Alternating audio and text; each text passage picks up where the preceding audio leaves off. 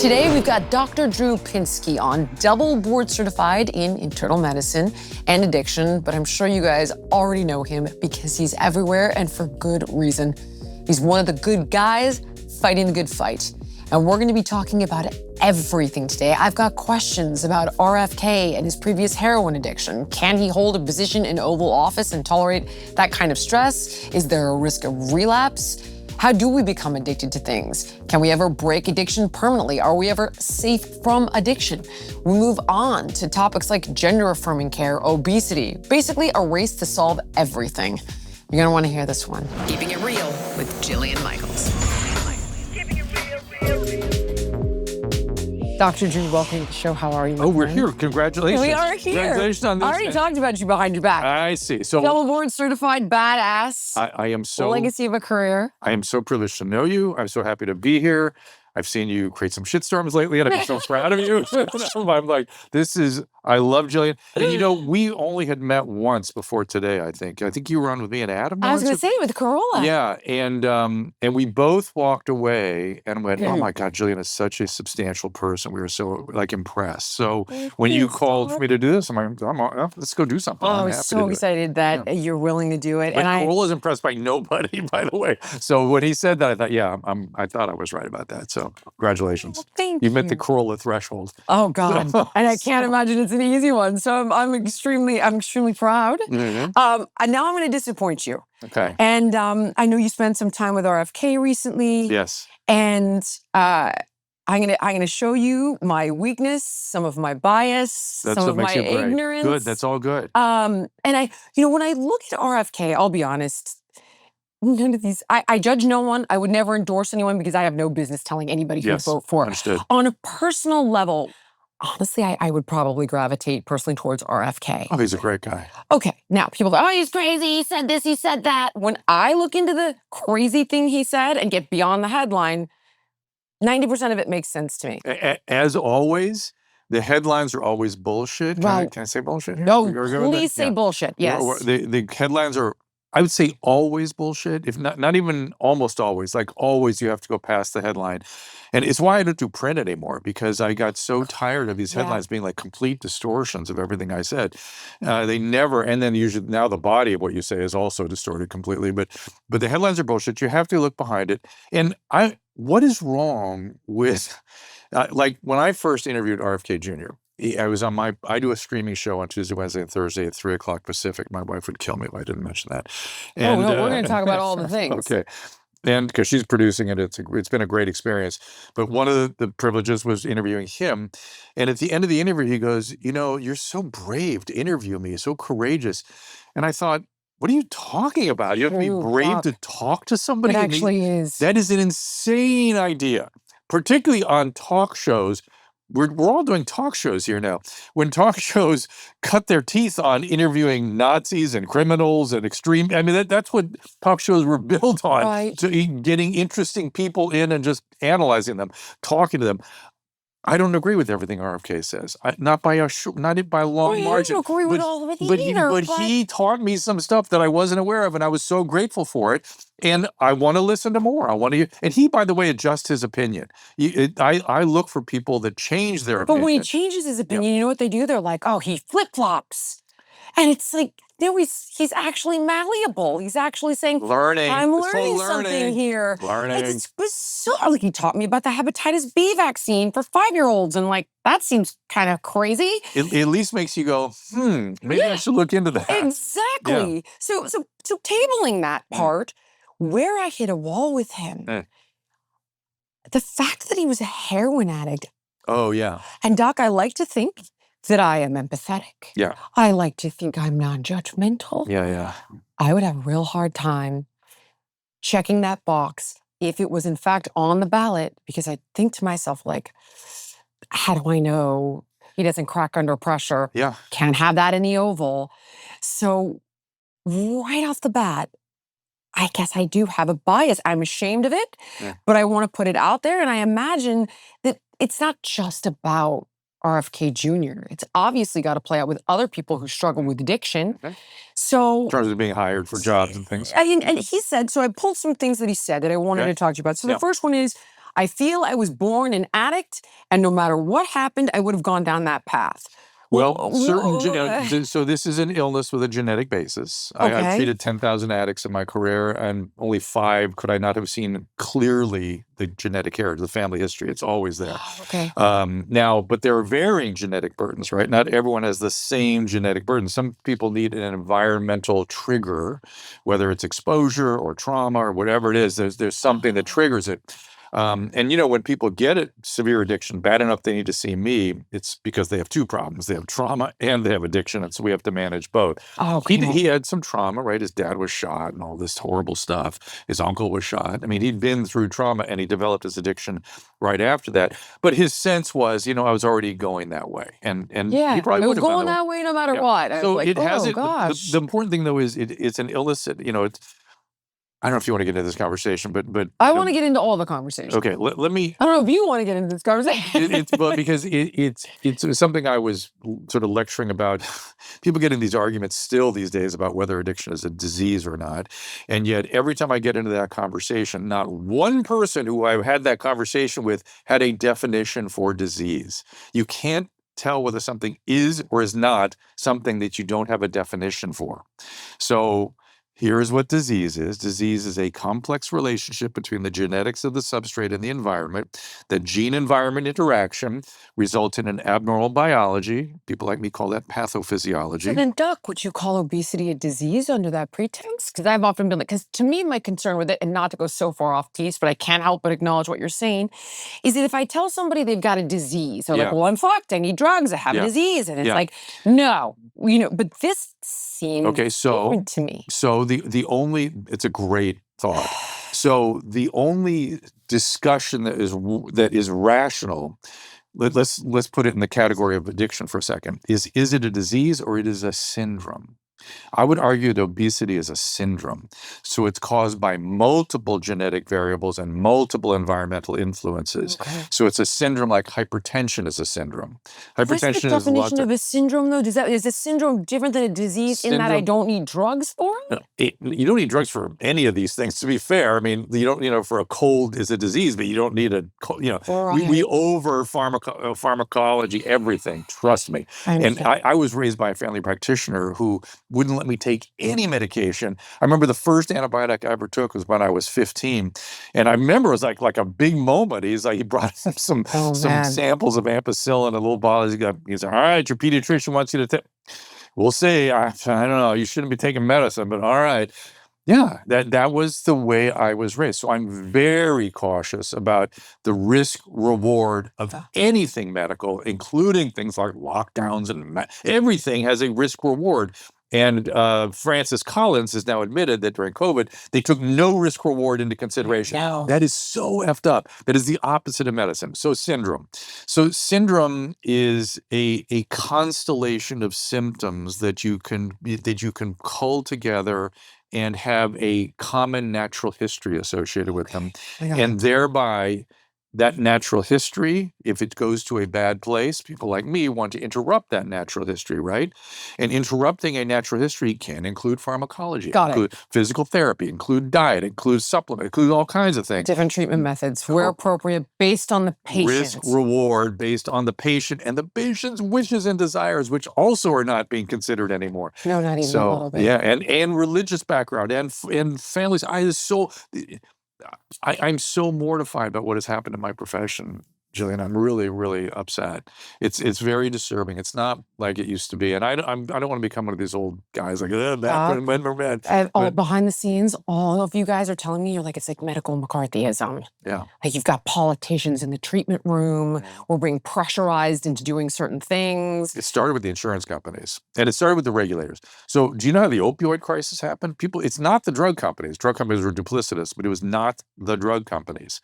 Because I was there fighting it for 15 years. I thought it was that they corrupted the one guy at the FDA. It's a little more complicated than that. The Sackler family, right? And then they get this guy to sign off, and then they have all these pharma reps, and they're schmoozing these doctors, and they're manipulating the research, and they're going after people who are extremely vulnerable and incredible pain, and they're hooking them. So that's part of it. That's part of it. That's not the rocket fuel. That was blowing winds into the sails that was already underway. So Well, let me preface by saying I find this incredibly fascinating because as I look at things like Ozempic and I'm like, I just don't know about this. Oh, you have no medical degree. And it's like, well, I talk to doctors all the time. But if the opioid crisis can happen and all these other pharmaceutical scandals can occur, why wouldn't this be one? Well, I completely share my notes. No, I'm just making I have to remember to go back to things. I 1,000% agree with you. And here's something I have discovered over and over again in the practice of medicine.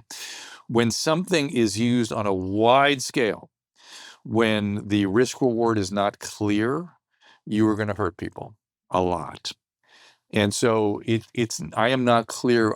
I have recommended Ozempic to obese diabetics who have been trying to lose weight for years. Extreme cases. Not even extreme, but where it's where the risk reward starts to balance out. Like I can Dr. tell Lee them. says the same thing. Peter Atze says the same thing. I can say, look, you might get gastroparesis. We're now seeing bowel obstruction and sepsis from this thing. You haven't heard about that yet. You wait till that story breaks. Right. And it's not widespread, but it's happening enough that is that worth it to lose a few pounds that you should be doing in a much more healthy way?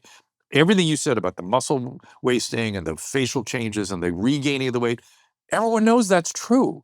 That's not a debated thing, as you said. Google it. I love when you said that.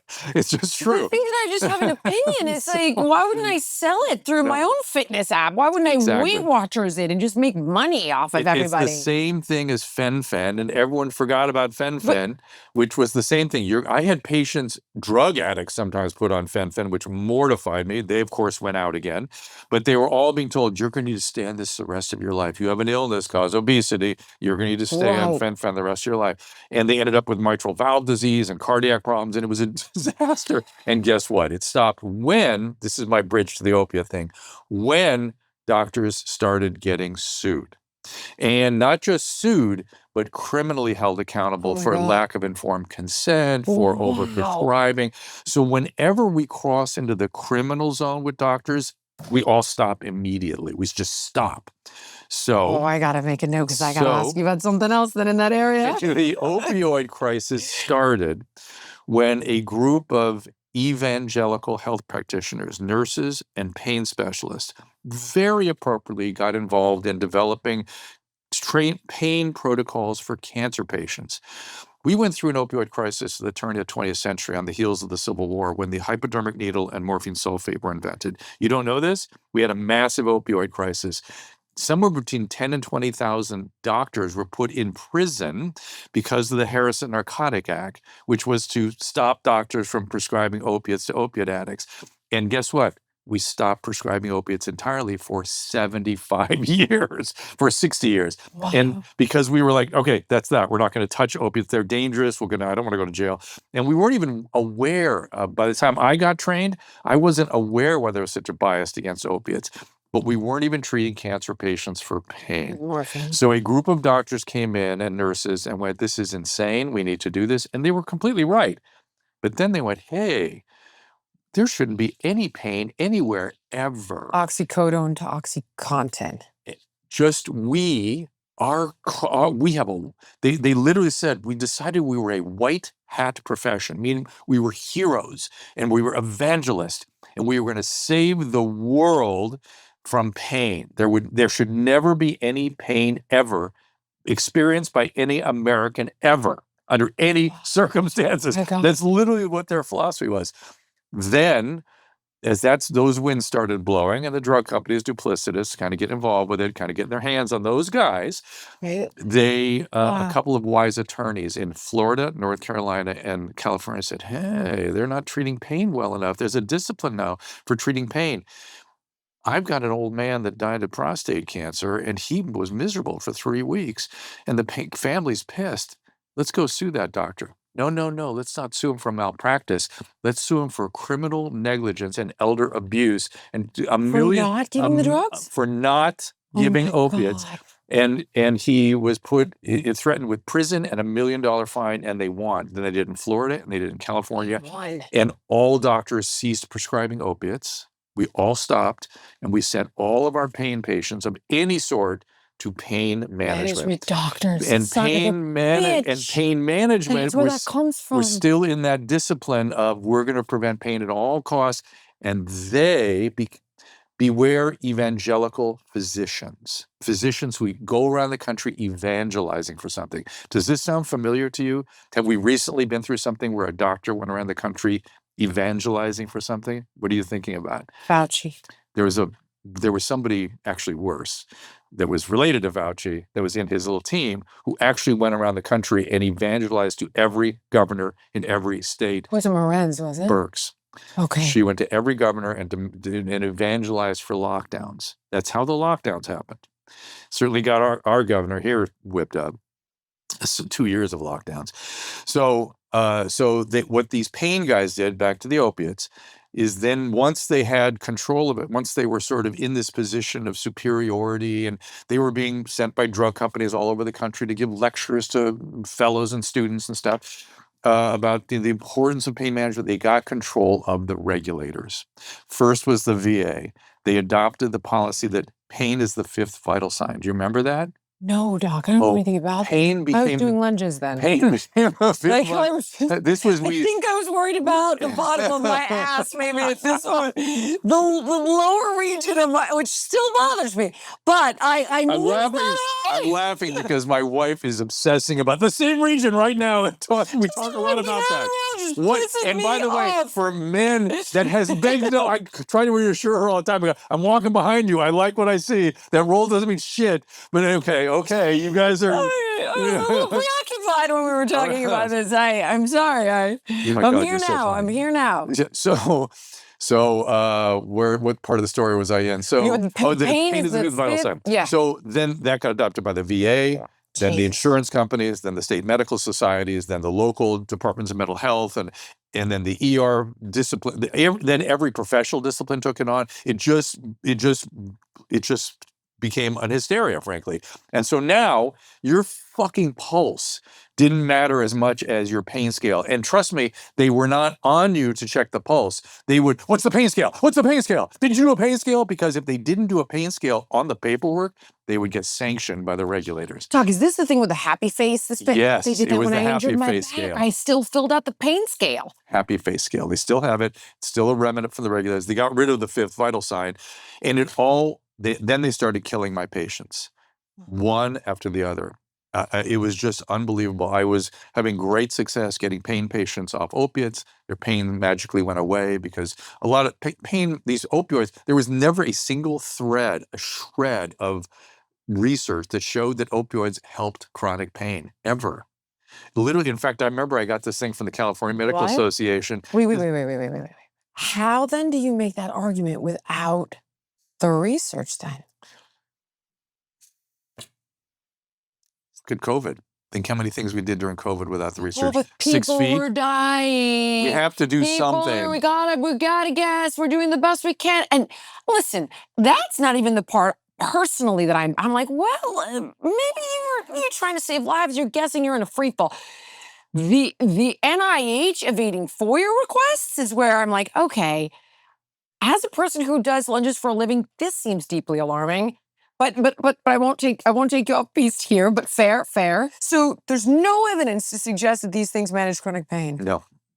And in fact, they perpetuate pain. They cause chronic withdrawal. They cause hyperalgesia. And it was so clear to me because I was taking people off these meds every day.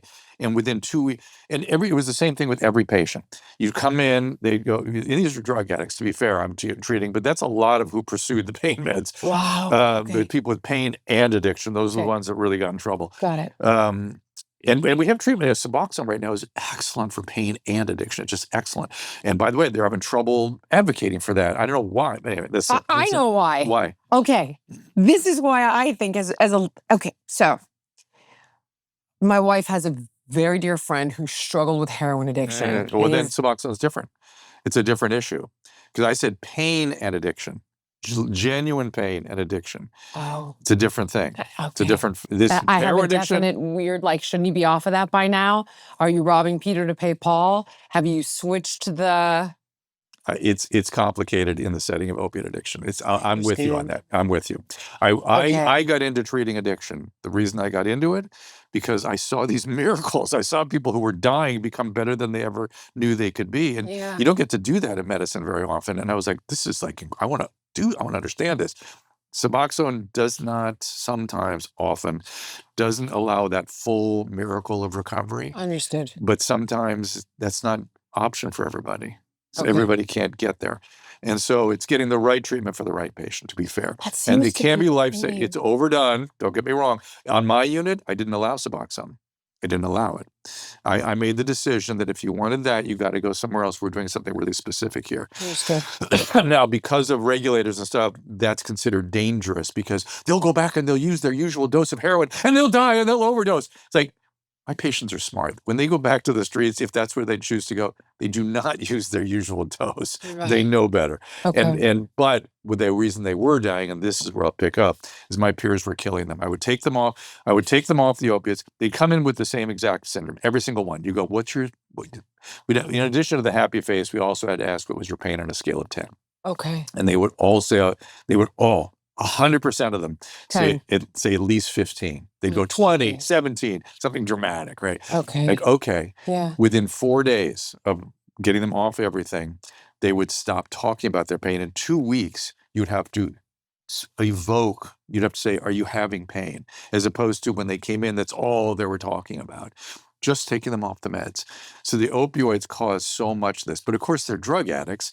And when they would go back to their pain doctors, which I would beg them not to do, that doctor would say something on the order of, this is now the 90s and the early 2000s. Why are you listening to those people that are trying to brainwash you? I'm your doctor. I've told you need to be on these meds the rest of your life. So many of my patients died because of that. So many. And, Jeff Conway, Mike Starr, these were all physician deaths, all of them. Doc, Terrible. this brings up a question that I had for you surrounding RFK, interestingly. Okay, well, you can't trust him. So I get it. Well, no. He then goes on to say, Yeah. I had ADD, I had this, I have that, I have this, and Yeah. I needed the drugs. I was able to focus. I was able to do well in school. My question is that people I know who, they're like, I was self-medicating.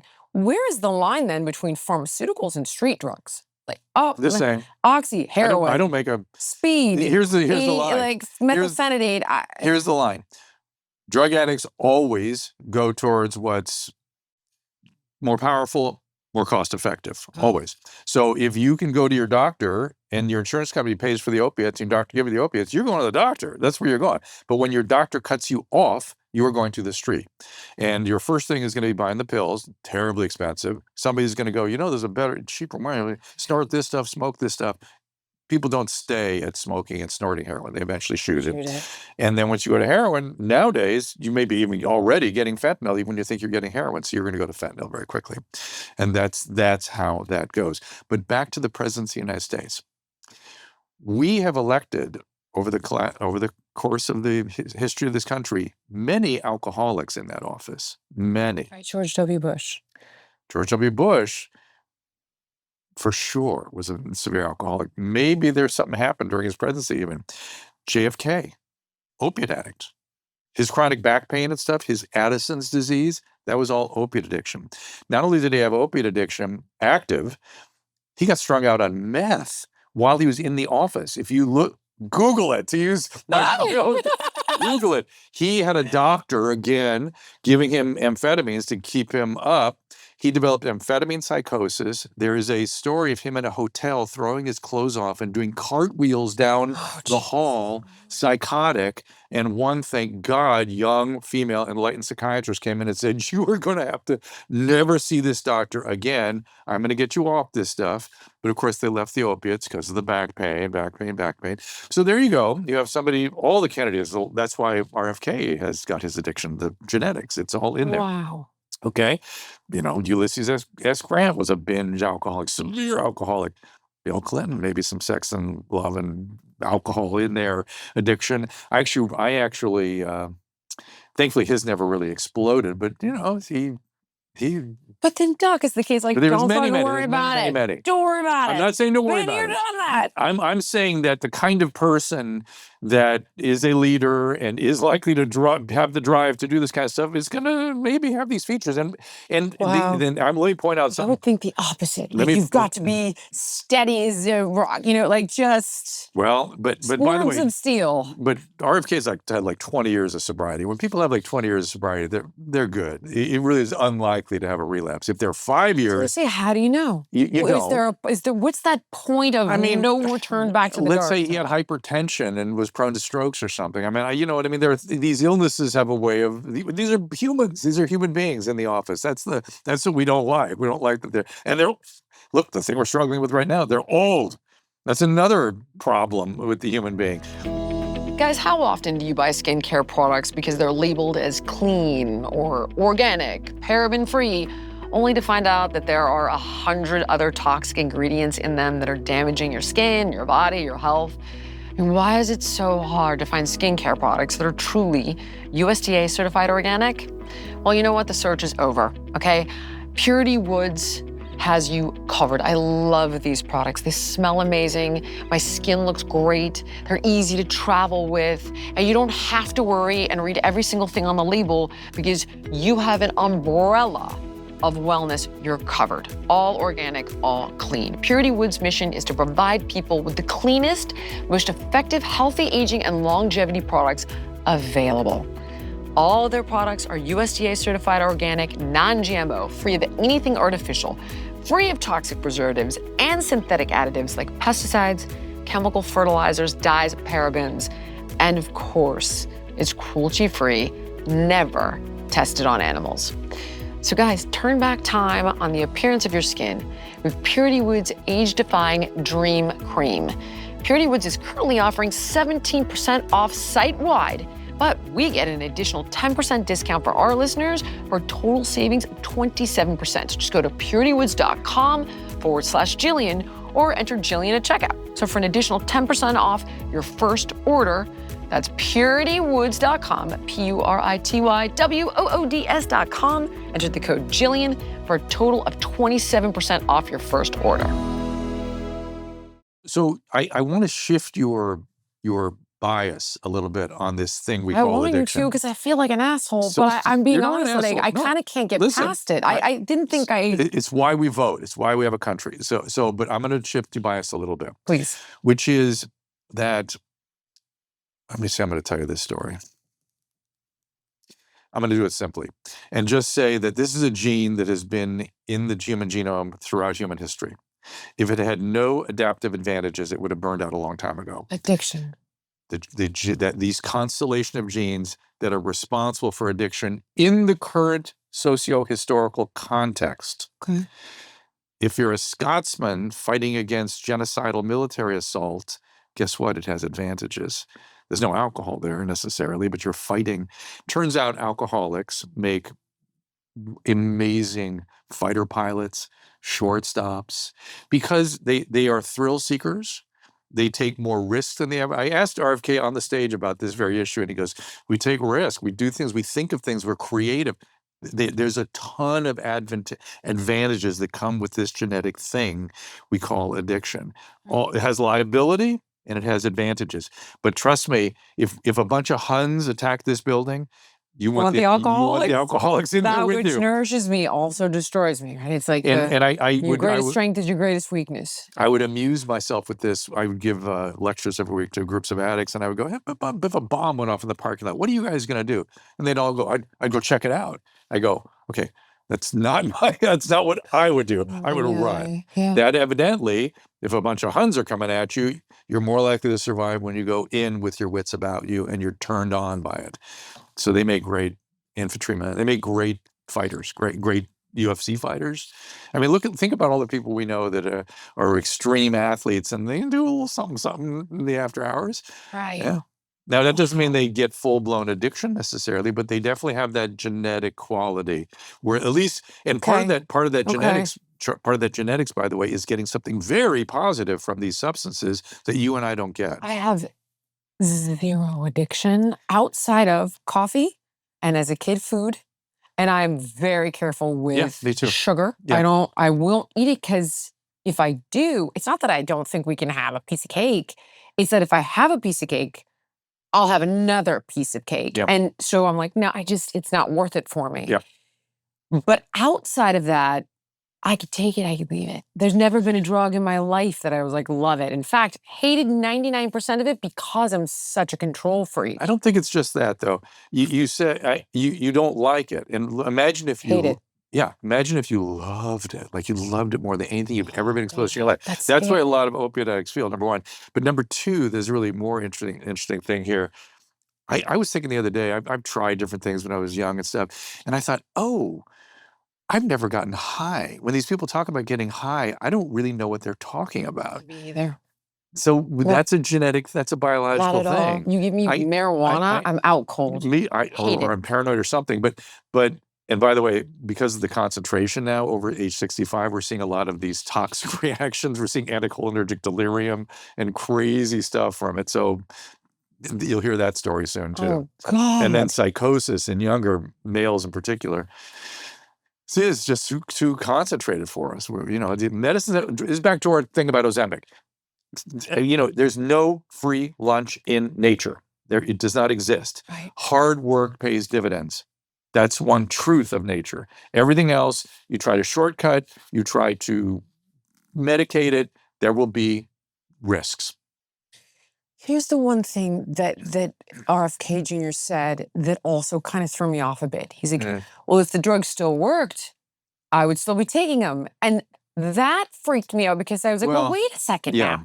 You just said that you've been good for 20 years, you have zero desire, you've magically cured this, you had this epiphany. But now you're saying, if I still got the same feeling and immediately I went back to like, aha. Yeah. And I like the guy. I actually like the guy. I listened to him and I'm like, he seems like a genuinely good person. He is. And it's like, and I immediately had that come up again. And I was like, what is this? Is this like my family background or having been let down by addicts in my life, which is a thing for me without question.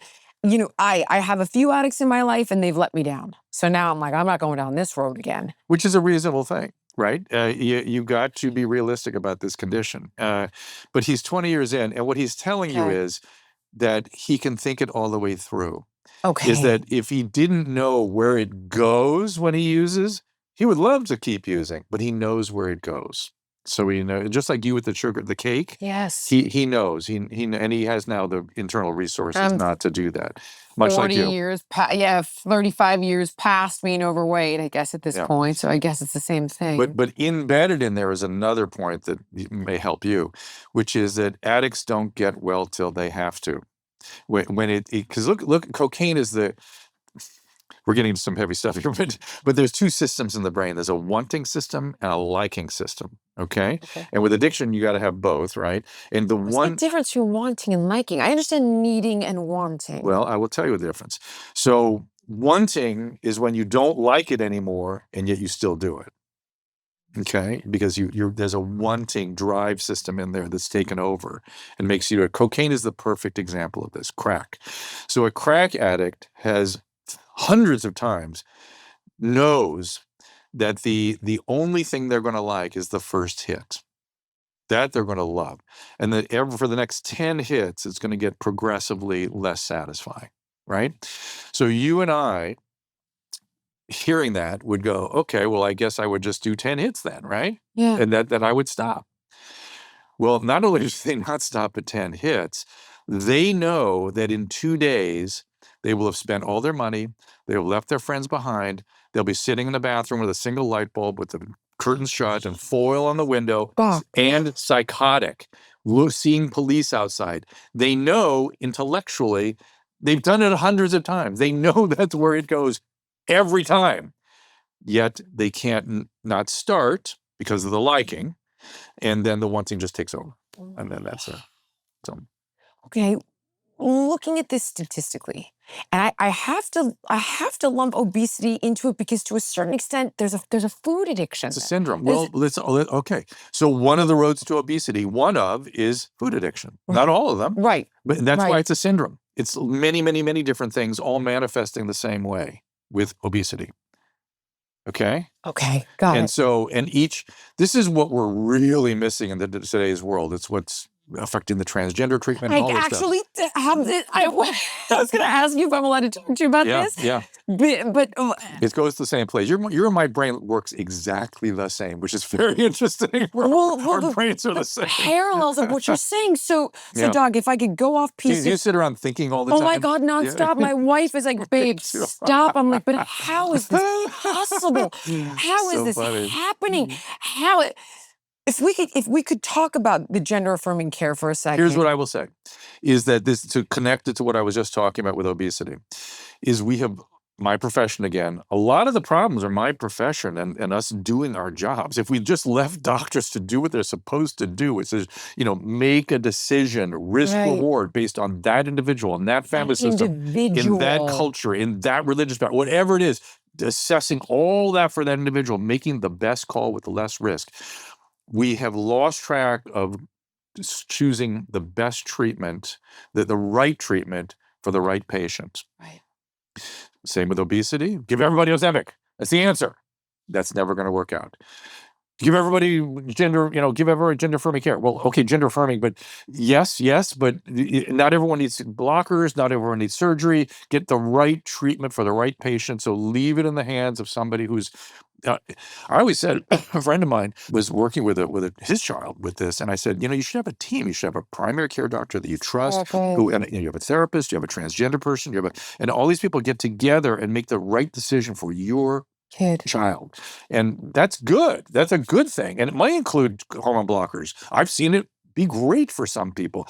But it has to be highly, highly specific to that patient, because we're seeing that if you don't, in all things in medicine, if you don't do the right treatment, you get bad outcomes. You get bad outcomes. Yeah. That's exactly what Dr. Hilary Cass said. I was reading, Doc, have you seen this Cass review that she? Okay. So the NHS in Britain. Oh, yeah. Got this leading pediatrician who has these incredible accolades, right? Like the head of the Royal College of Pediatricians. Just like you can't, there's no way to write this woman off. She's so well accomplished and so well respected. And they ask her to do this independent review of every study on transgender medicine. And yet another thing. She was unbiased. She was very zero. Yeah.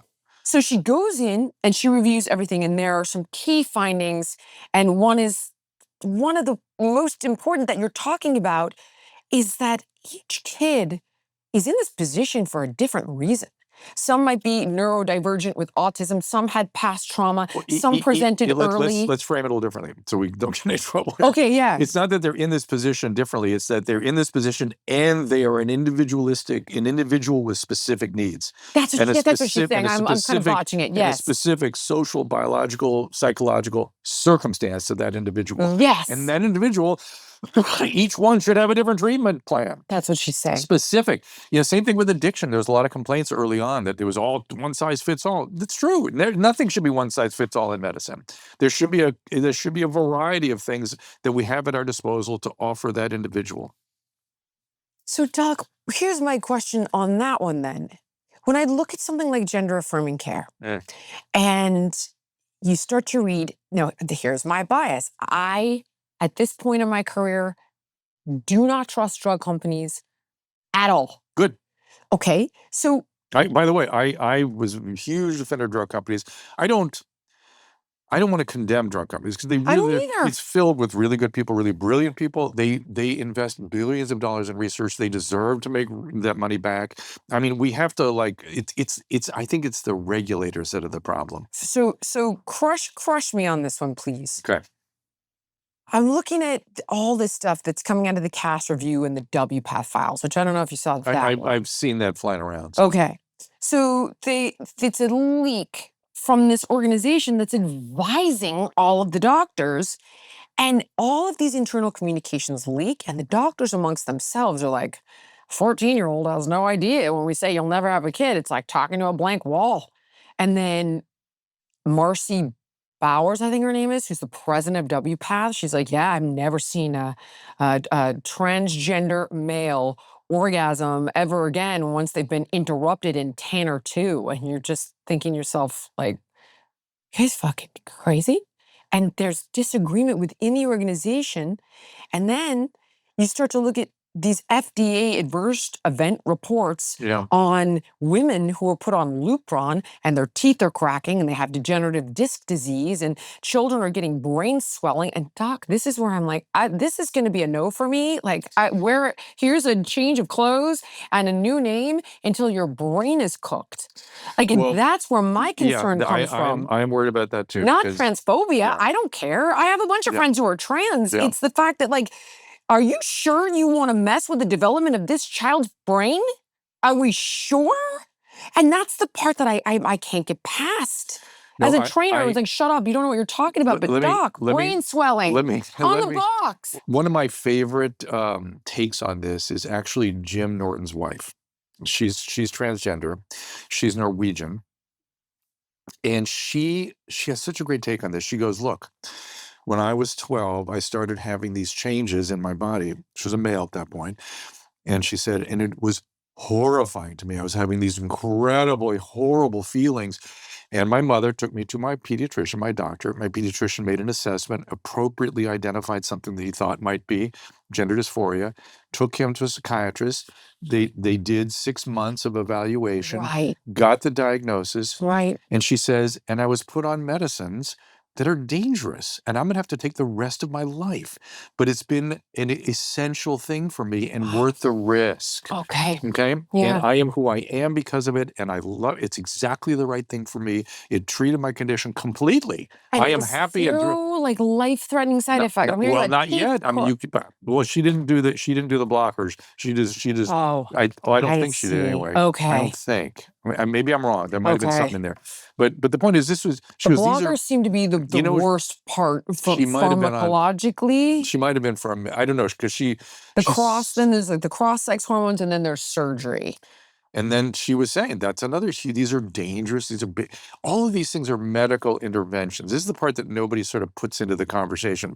They're pharmacological interventions and they're surgical interventions, and they're dangerous and they have consequences. And the doctors need to be extremely skilled when they make these determinations on who gets what. It's not for me to say, but I it's a understand. challenging area, and I get it. But it's up to my profession to get it right. And the fact that they just sort of, it's much like pain. No pain should ever be experienced ever in this country. You guys are Same being thing, right? pressurized from every angle. Well, same thing with the pain thing. It was the same thing. All the regulators got involved, and I was sanctioned repeatedly. I was almost fired from my job so many times. But oh my God, because I was a dinosaur. I was interested in making patients suffer.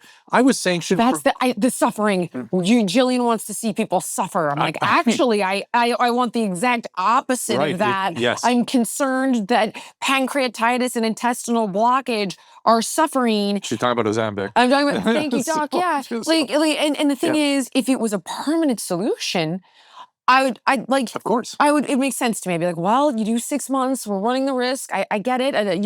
Your doctor's watching you, but this is like forever. Yeah, I saw a cartoon this morning about masking where it's like you want to, you calling me up all these things because I wear a mask, and I thought no, it's not that. Is that if they worked, I'd be all for it. Yes. And then I started thinking, wait till if this avian flu hits us, it's like then you're going to see what a real pandemic is, and people will just naturally do the things they're supposed to do and they're trying to avoid stuff. I actually have for a future date. I had pulled that out, but I won't go down.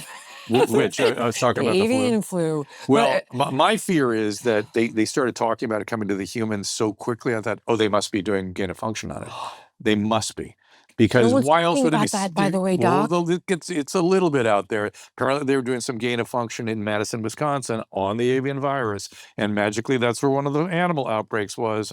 I'm just saying, I don't know. These days, it's hard to know what to trust. But that's okay. So which actually brings me, without even breaking, to something I wanted to talk to you about, which is medical information on the web. Yeah. So on one hand, it's like tick toxic, and you've got idiots telling people to shove garlic cloves up their nose for a sinus infection. On the other hand, I have an interview with a woman named Dr. Sabina Hazen, and she's a brilliant gastroenterologist. I know Sabine. And she's going to talk to me all about this study she did. And It's 100 studies. and they pulled all of her research. Yep. They took it down off social. They made her withdraw the abstracts. And she was right about all of it. And it has to do with like the microbiome. Which, by the way, was a very popular topic before COVID. Isn't that crazy? Yeah. And then you're silencing doctors on there. And then it's like doctors are complaining that people are seeing information and they won't take their medication. But hear me out here. I went to the doctor and he's like, oh, you've got a cholesterol number of 200 statins. And I was like, oh, boy. Okay, doc. Had I not interviewed Dr. Agatston, who got a calcium score for me, and my calcium score was 0. If I was the average bear, I would have taken the statins. Now, maybe that average bear heard the podcast with Dr. Agatston and was like, wait a second, why don't we get a calcium score first? Like, where is the line of getting information online so you could be proactive in your own healthcare, getting horrendous advice that's impairing your healthcare? Who's the arbiter of this truth when we start silencing doctors? You put your finger on the problem, which is that the centralization of healthcare is the enemy. What does that mean? Putting all the authority in centralized, and not just authority in terms of decision making, like lockdown, wear a mask, decision making, 6 feet, made up things that hurt people, made up, and as opposed to what was supposed to have happened. What is supposed to? Because everyone forgives it because they're like, well, how would we have known? Well, guess what? What would you have done? I'm like, I don't know. I guess I would have done it if I thought it would save lives. They had a pandemic preparedness committee and plan, and the plan was the CDC and Dr. Fauci would put together recommendations. They would recommend it to the state officials. The state officials would hand it down to the local officials. The local officials would then recommend to the doctors and the infectious disease community locally what we should be doing. The decision, nothing is more effective and efficient than a well-informed, motivated patient and a caring, properly trained physician. That's your unit. That's the best thing in healthcare. Any topic in healthcare, whatever it is, if you have, let's say that there was let's say at a state level, something was handed down that didn't seem right. You can go to your doctor and ask about it, and that doctor would be at his or her liberty to advise you what to do. Right. And then you should be at your liberty to do together with your doctor what you do, as opposed to mandates being sent down from on high that just builds distrust, it builds confusion, it builds hysteria. And now the people don't trust anybody. Doctors are scared. They aren't talking. You don't trust your doctors even telling you what he or she wants to tell you because they're scared. They're being sanctioned and being their license held over their head. So people go to the internet and make their own decisions, and that's never been good. It's never been good. Okay, I'll give you another example of where I just got in this debate with these two brothers who are obesity medicine docs, but one of them is the medical director for Sequence. I'm having a panic attack talking about this. It's making me so upset. I'm literally like, I'm shaking. The two of us are dangerous together. I told you I have a million things I was talking about. No, it's not that. It's our nervous systems are queued up the same. So, right, Lauren? Am I right? Is she a lot like me? Lauren has worked out with both of us. I'm so sorry. You're afraid to say. So here's these two doctors run around and they start referencing this trial done by Novo Nordisk called the SELECT trial. In said trial, they discover by no mechanism which they can particularly identify that it's just generally good for heart health. And I'm thinking, we're talking about Ozempic now? Yeah, again. And I'm thinking to myself, okay, you got two doctors who they're doctors, right? It's like this trial says this, and they looked at 17,000 people, and it went on for years. And you're like, all right, well, surely I should believe that. But then when I read like 3 different abstracts, the method section of how they did the study was like different in every single one. The primary author of the study is like, yeah, we can't particularly identify where the heart healthy improvements were, but they were there. Then when you go to look at them, all the patients were on a host of different drugs, doc. Some were on blood pressure meds, some were on statins, some were on some sort of blocker. And it's like, well, which patient was on what? And then the placebo group, this is the kicker. There's a little sentence in there that says the placebo group that maintained or gained had the same decrease in major cardiac events as the ones that are on semaglutide. However, the placebo group that lost weight had more cardiac events. So hold on. You're telling me the ones that lost more than 5% that were getting a saline shot in the leg, they had more cardiac? I just generally call bullshit. So now what do? You got two doctors. Was it significant? Was it at a significant level? Minimal. So you can't even say anything. small. So they shouldn't even be talking about it. They shouldn't even be talking about it. But of course they are, and they have this big conference with delegates and journalists. So and we want to get the whole world on it now, like statins, to be preemptive. This is coming out of the UK, but I think I'm gonna leave depressed today. So just tell me how to help people, because they're listening to me, and I'm arguably the problem. Where did you learn to read medical literature? Because you obviously know how many of you guys I have sat with over the years that I've made sit down with me and read a study. Were you trained in science? No, you guys teach me. Oh my God. But I sit with you, I sit with Dr. Lee, I sit with Dr. Means, I make Lane Norton go through the research with me.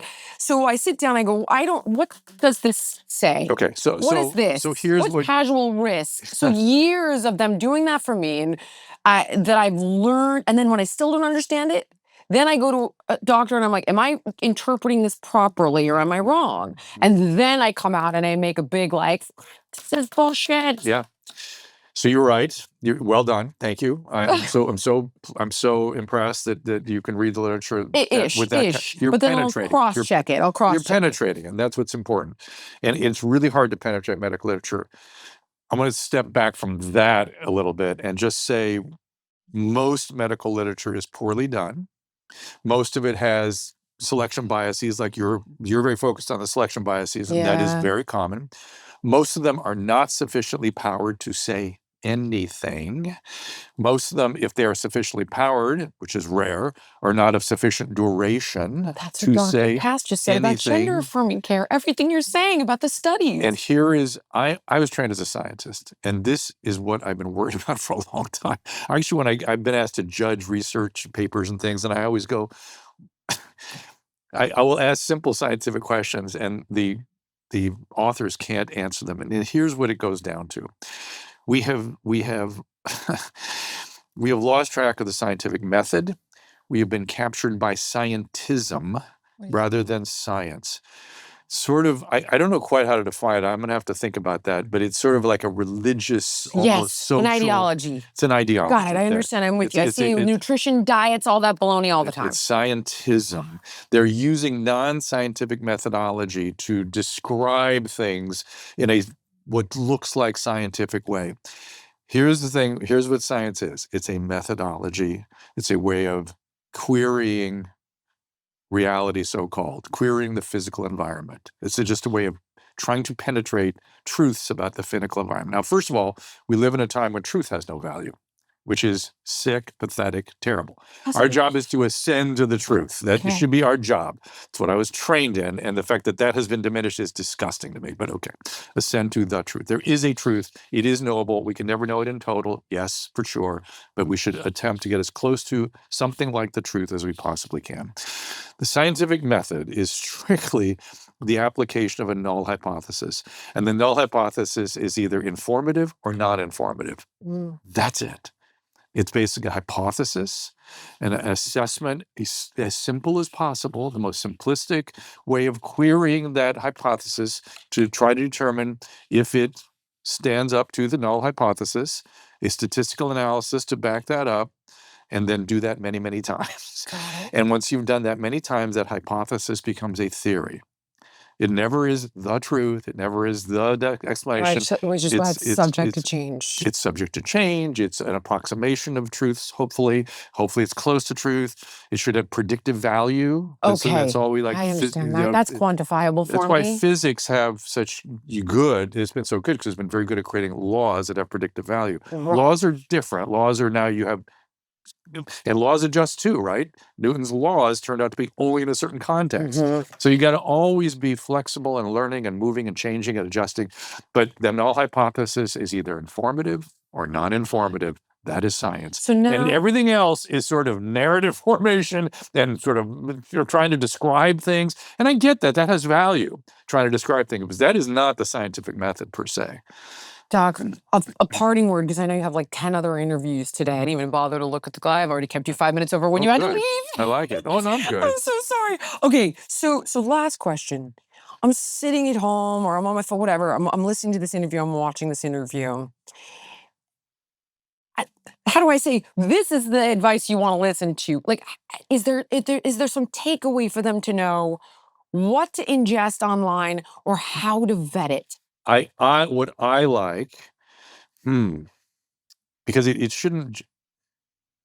God, it's hard. I know, Doc, but we got to give them some ground rules. I like people to do their read broadly and take lots of different opinions in, but you need to go to a trusted source. My wish would be that would be their doctor, that they take all this information. Don't confuse your Google search with that doctor's medical training. They're not the same thing, but together you can inform. You can make good decisions. Okay. But so much of what people are into are not specific to something that you would go to the doctor for. Like, do I do lunges? What about my shoulders? Do I do PRP? You know, all this stuff. Yeah. How do you find a good source for that? And it is, let's acknowledge it's hard.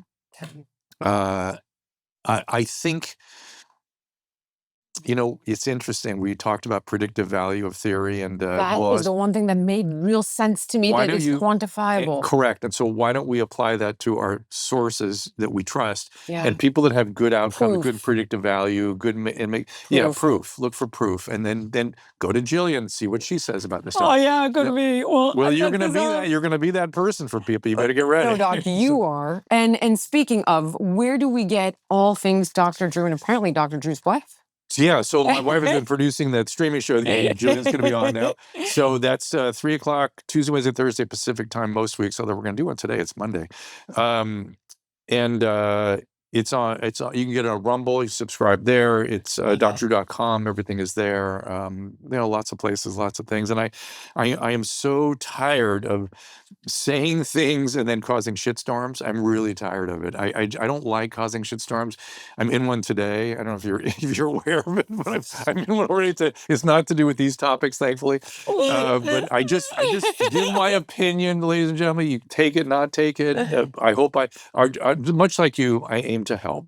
I hope on my tombstone it just says he made a difference. That's all. That would be great. And beyond that, please follow the Rumble, subscribe. I'll put it all in the show notes, guys. It will all be in the show notes. Doc, please. I know I wound you up, but I have so much to talk to you about. It's our this. We can have another conversation about how bodies relate and stuff. It's our nervous systems going together. I know we think the same, and we have a similar thing going on here.